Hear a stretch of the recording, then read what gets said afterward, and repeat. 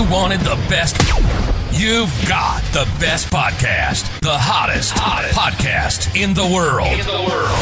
The Chris Voss Show, the preeminent podcast with guests so smart you may experience serious brain bleed. The CEOs, authors, thought leaders, visionaries, and motivators.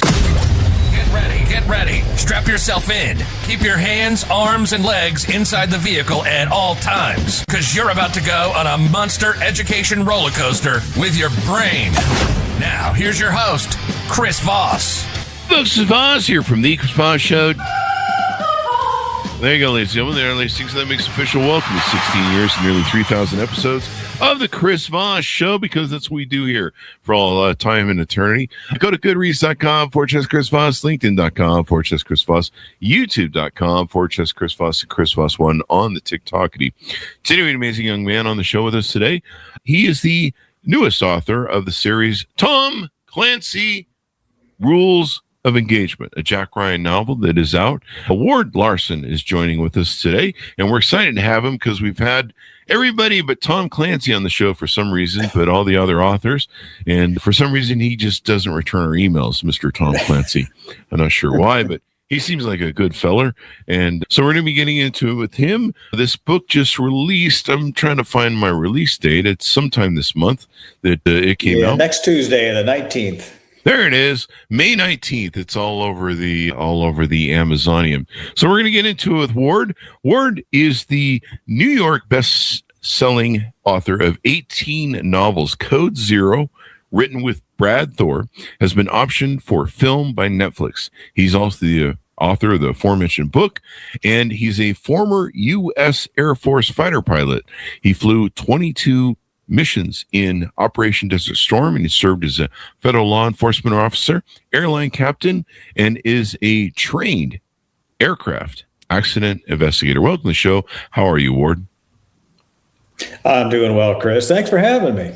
Thanks for coming. We really appreciate it. Give us any .coms, websites. Where do you want people to find out more about you on the interwebs? It's just my name, Ward Larsen with an E. So, Ward, tell us, what's the 30,000 overview? What's inside this new book?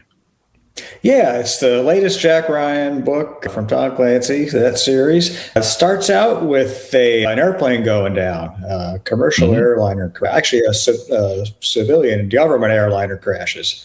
And it is investigated by the Navy, among others, and the State Department. And, of course, there's more of the crash than meets the eye. It goes down in Bodrum, Turkey, place I've been to. A very cool place, yeah. And so that's where it starts. And, of course, there's more to it all that meets the eye. Is it a high suspense thing in Turkey where you get new hair plants or lip filler? That seems to be big. Bodrum's a very cool place. I was there about a couple years ago, and I'd never been there, never really been to any of the smaller cities in Turkey, and had a very cool harbor. They had all these like 65, 70-foot yachts that were all hand built wood. Wow. They were all different. They're charters. I guess it's a big sailing charter. Oh, wow. But I never knew that, but very cool place. I think you go there for veneers too or something. I don't know. Dental work. Yeah. Yep.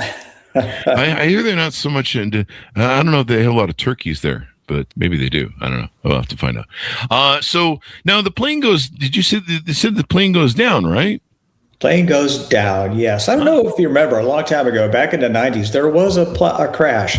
Commerce Secretary Ron Brown was flying a diplomatic airplane into Bosnia, and his airplane went down, crashed, everybody died. And it turned out to be just a crash. There were some mistakes made, and they were in the weather and in the terrain. But for a long time, it was a question of, was there something nefarious involved? And I guess that stuck in my writer's brain and was the seed of an idea. Now, we talked in the bio that plane crashes or investigation are kind of up your alley, right? Yeah, when I was in the Air Force, I went to their accident investigation school, and it was really some interesting stuff. You learn how to basically facilitate an accident investigation because, when a civilian airliner goes down, the NTSB takes over, but the military does their own investigations, each of their respective services. So they train officers and then pilots to do the operational side of it and to get involved in the investigation. So you really learn the whole spectrum from engineering to operations to weather never, what kind of stuff can go wrong. And, they give you they have a laboratory, as they call it. Basically, it's just a field where they set up some crash debris exactly as it was. They were real crashes, and you had to go out there and kind of figure out what went wrong. So this is your first book with the series, is that correct? It is, yes. First Tom Clancy book. What was it like approaching this? You have your own series we'll get into and talk about in a second, and books that you've written. But what was it like being chosen for this role? Well, it's a great honor to be chosen. I mean, this series has been going on for a long, long time. And the writers that came before me, Mark Reedy and Mark Cameron and Andrews and Wilson, I know all those guys are really good guys and excellent. Right? It's a little intimidating to come into this series with so much background. There's so many movies and, still being fun. There's a Jack Saw Ryan series right now going on. So it's one of the probably the most enduring, thriller series out there. I really, it was a lot of work just to keep a lot of that backstory straight. I'm doing book number 27, and plus there are other series alongside it, the Jack Ryan Jr. So there's a lot of background, and there's a big readership, and you don't want to get anything wrong because they will let you know. Yeah, they will let you know. It's did you, when you were growing up or somewhere in your youth, was Tom Clancy something that books were something, or stories that were movies that were something that influenced your entrance into being an author, or how did that play out? Yeah, I mean, I don't think it really, when I read The Hunt for Red October, his first book back in 84, I had just gotten in the Air Force. I was just out of college. And at that point, I had no inclination of writing, but I was a big reader. Every writer I've ever known was a reader first. Yeah. And I was blown away by that book. It created a whole new genre, the military thriller. So it was really something I remember. I remember that story. And to think that I'm, writing it so many years later is pretty special. Yeah. I mean, it's pretty crazy. I think some of the people that have written for Tom Clancy, I'm thinking about all the interviews we've done for all the series, I guess, when you count the junior. And some of them, I mean, Tom Clancy was their first idol, their first person that they were just like, wow. And then to be writing either with Tom or after Tom, it is just quite a thing. Tell us a little bit about yourself and your series and some of the other work that you do on your stuff. Yeah, I started out with a book called The Perfect Assassin. That was my first book. It was published by a small publisher and did fairly well, though it took a while to kind of catch on. So I did, in the meantime, after I did that, I did a few other books, primarily a 3-book series about aircraft accident investigation, which was kind of close to my heart. And it was sort of a police procedural thing with a former military pilot who did some accident investigations and always found something beyond that a simple crash. There was always something more to it. But then The Perfect Assassin started doing better and better. So that was picked up by Macmillan, and I've been writing that series, about 10 books into that series. Wow. And most recently with a book called Dark Vector, which came out last year, I kind of advanced that to sort of a spin-off series where the original character is David Slayton is still in it, but I've got a new guy kind of taking over, sort of a protege that he's taken on, a new green guy that gets thrown into the mix and thrown into the deep end, and he swam. And you said 10 books out under that series, or the whole different things you're doing? Yeah, the Slayton series is about 10 books deep, and then I'm starting a spinoff, which I'll be doing the second book in that series for next year. And there's kind of alumni of you guys that write these types of novels. A lot of you guys have military backgrounds, and you write what you know, so that kind of contributes to it, right? Yeah, it's kind of interesting, this Clancy series. So the main Clancy series, Mark Reedy actually wrote with Clancy for a few books, and then he took it over after Clancy passed away. But Mark's an excellent writer. And then Mark Cameron took over. Now, Mark was a law enforcement background. He was a U.S. Marshal. And so you can kind of see that in some of his books. There's more of a law enforcement emphasis. And then when Andrews and Wilson took it over, they're both Navy guys. So there was a lot of big naval battles in their books.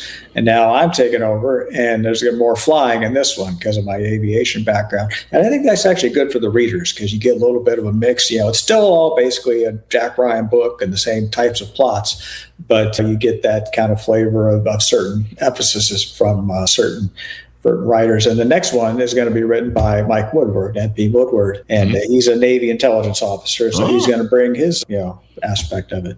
Yeah, I noticed this is book 27 of 28, and I'm like, they've announced it. In fact, I think there was one time we had some of the Tom Clancy folks on the show, and I found the announcement of the next book that was coming out like 6 months later or something.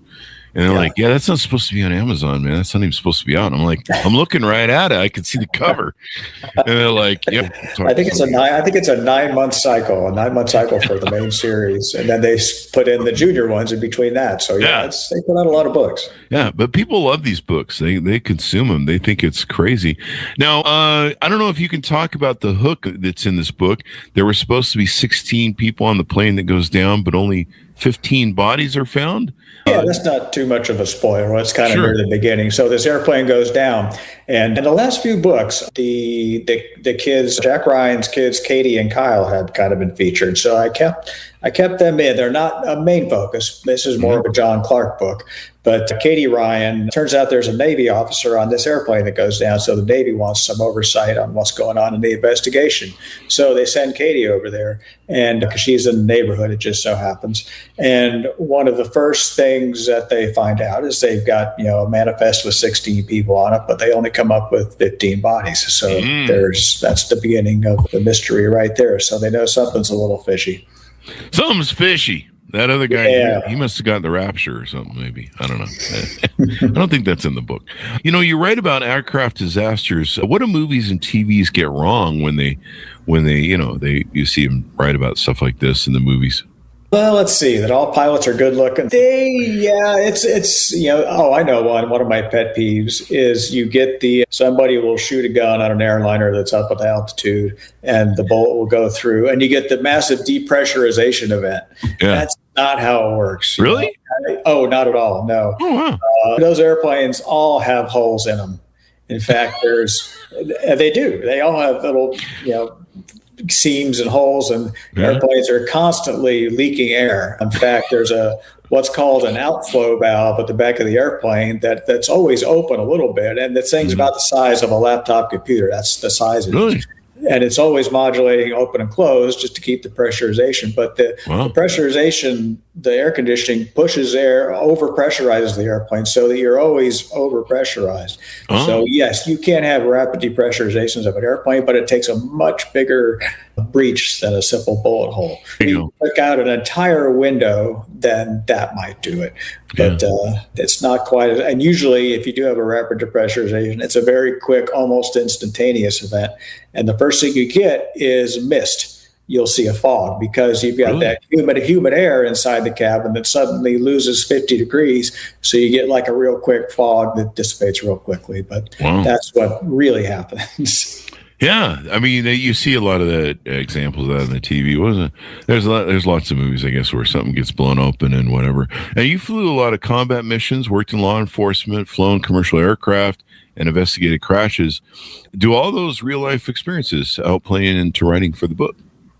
Yeah, absolutely. We see a lot of just things happen that you can adapt. And I think also just getting the relationship amongst the crew members right, getting the verbiage right, making it sound correct. I think that was a big help. And, the same token, I had some scenes in this book, Rules of Engagement, that took place on a ship. And I made sure because I never worked on a ship when I was in the service. So I made sure I went and talked to some Navy guys and sent them those chapters and said, hey, look, does this sound right? When the captain's talking to the petty officer and they go, yeah, or I'll make this change. I'm kind of writing to what I know when I write about the aviation stuff. And I think I can make it float. But if I write about other things, I try to make sure I have it right. Yeah. And Turkey is kind of an interesting place in how it works. It kind of seems to bridge itself between. It's not Viktor Orban. Who runs Turkey? Erdogan. Erdogan, yeah. I haven't heard about him in a long time. He used to be top of the line. I don't know what they're up to over there.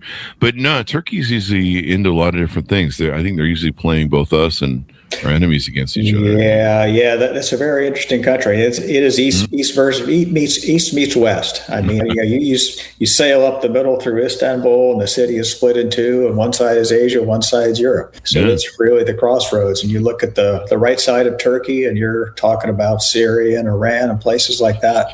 Iraq. It's really borders up some of the really hardcore Muslim countries, whereas the other side you've got Europe. When we had the big migration of refugees back 5-10 years ago, that's where a lot of them went through. To get to Europe, they went through Turkey. Some of them just walked through. So yeah, it's a real crossroads, and it always has been. That's nothing new. That's been going on for thousands of years. Yeah. Yeah, it's interesting how these things play out. So you deal with the CIA in this. Was there some research you needed to do, or have you had a lot of experience in interaction with the CIA and extraction and stuff like that?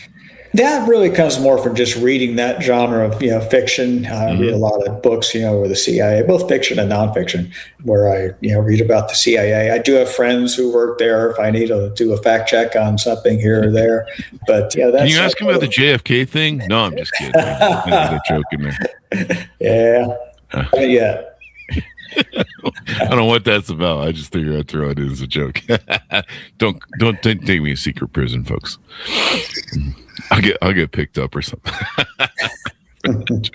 Is there a moral dilemma or dimension in this book? There's kind of a lot of that in Jack Ryan books. Yeah, there always has to be, because that's where Jack Ryan really comes in. He's president. He's the guy you're counting on to make those right decisions. And so certainly, and, also in this book, his kids are not deeply involved. They're not put immediately at risk, because that's happened a few times lately. And you don't want to do that every book where you're putting his family at risk. But still, they're in their neighborhood, and he's kind of counting on his family on his daughter in particular, to help get him out of this mess, by her professional means.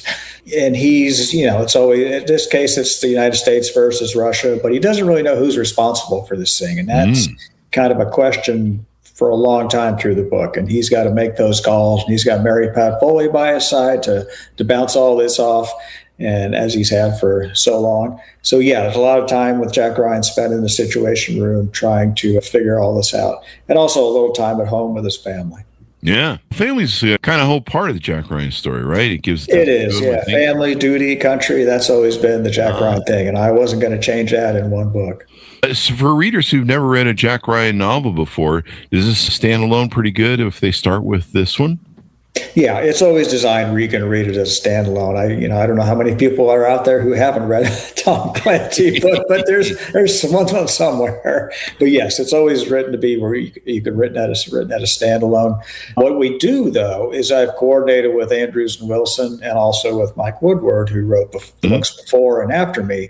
And it's not a continuous story, but we throw little Easter eggs in there where the previous book will mention just one or two things that kind of lead into mine, and then mine into the next. So we kind of have little clues as to what's coming in the next book. I was going to ask you about the Easter eggs, so you got me there. What separates a good military thriller from a great one, do you think? Yeah, I think it's always in the characters. You really have to get the reader invested in the characters. And like The Hunt for Red October, because a lot of people read that one. I think that submarine captain really, Mark Aurelius, was really grabbed a lot of people, and is he the protagonist or antagonist or both? I don't know. But just the way right off the bat, he just seems like this Soviet sub commander, and all of a sudden he kills his political officer just out of the blue. That was like, what's going on here? But so you really get invested in that character and trying to figure out what he's up to. So yeah, that's what really grabs readers, I think. It's not so, because Clancy is famous for the technology, for all the gadgets. Yeah. But I will say he wrote a couple books that really over relied on that I think turned people off just a little bit, where it was just so much action and gadgets that you didn't get invested in the characters. But the majority of them you do, and especially the Jack Ryan books.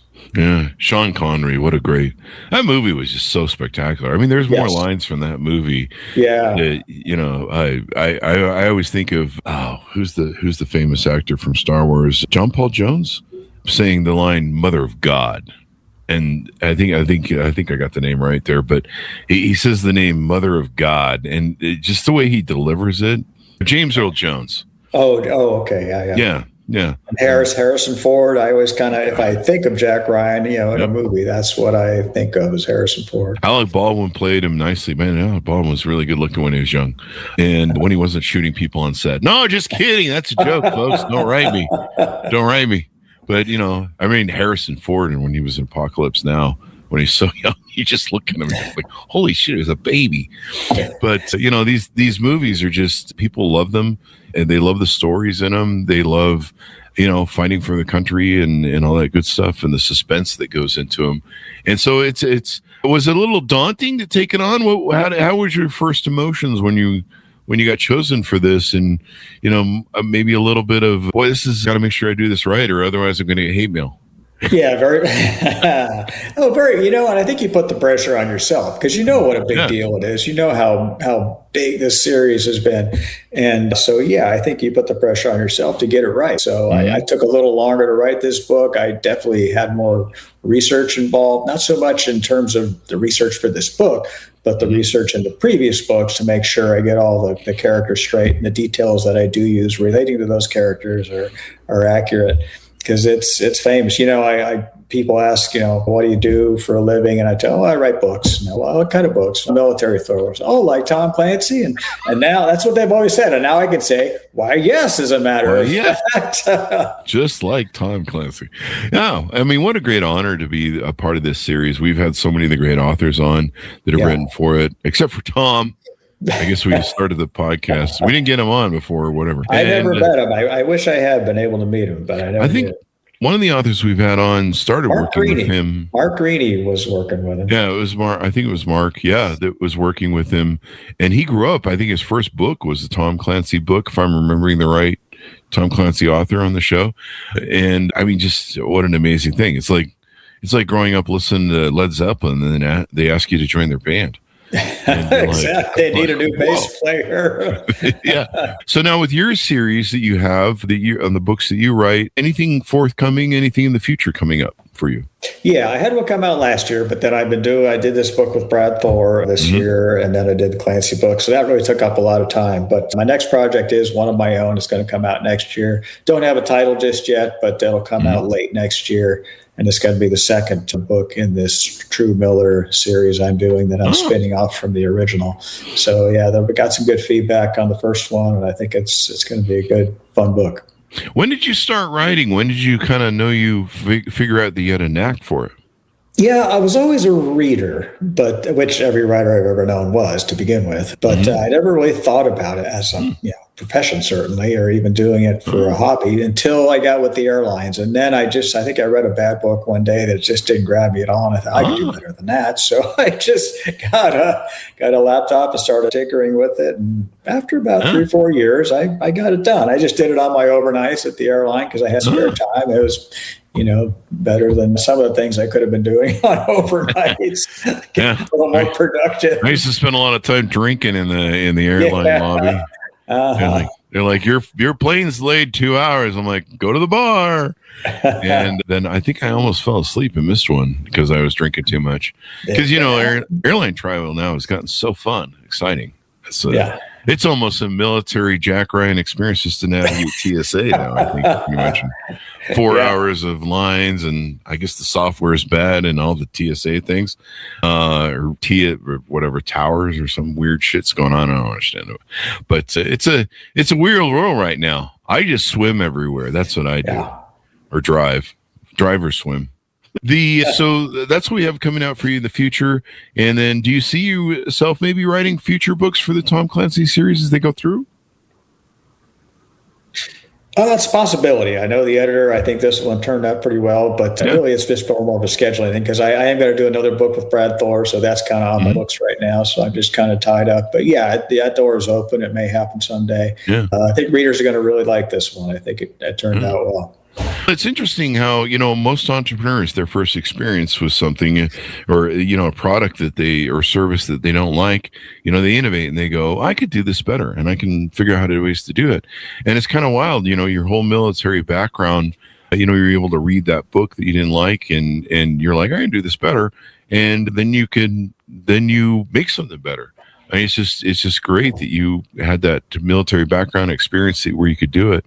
And, some of these folks that come on the show that are authors, a lot of them, they've have experience in different things. And then one day there's that aha moment where they write. What do you use to be a consistent writer on this scale? Do you write minimum hour a day? Do you lock yourself in a lodge somewhere in the Montana woods? Or how do you how do you approach writing every day so that you're on point? Yeah, I'm not flying anymore, so that helps a lot. So I'm not on the road, for 2 or 3 days a week. But so that's good. I write every day. I just try to write at least 6 days a week. I write, and sometimes 7, and just try to write 3 or 4 hours every day. And usually it's I write for 45 minutes, and then go do something different, kind of give the brain a rest, and just do that. But that's one of the nice things about writing. You do it on your own schedule. And I don't have a set number of words I try to get every day. I just try to do something every day. Yesterday I had a nice long chat with Brad Thor because we're working on this book. So that's part of it too. When you're co-writing, we got to kind of coordinate with the co-writer and so things like that. But yeah, I've kind of gotten into the groove of it. I guess we'll have to live with the fact that not all pilots are good looking and don't look like Tom Cruise and everybody from Top Gun, I guess. It turns out I can be a pilot then. So I'm ugly. You'd be great. But You'd be great. I don't know. There's so much stuff that pilots go through with all that. You got to do the pre-flight check and stuff.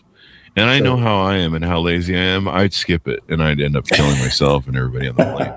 So I'd just be like, I'm sure it'll be fine.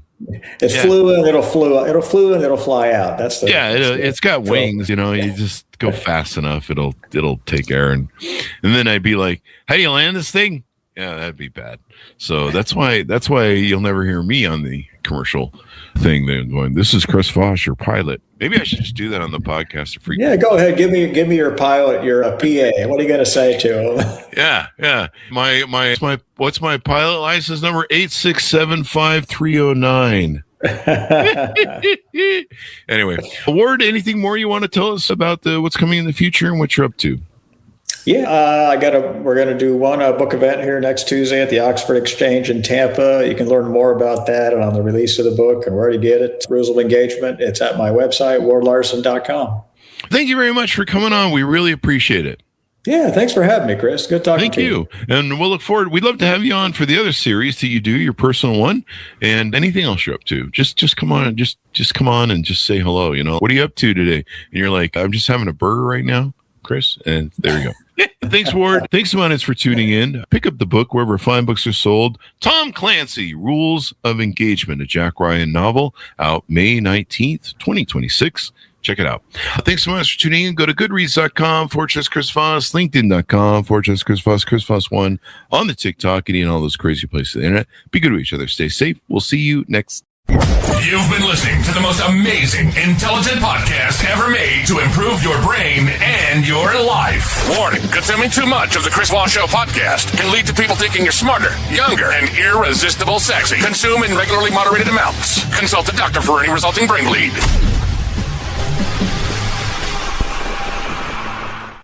All right, Ward, great job. Wonderful stuff there. We'll have this up in a few days and all that good stuff. There'll be an email that comes out asking if you want a copy.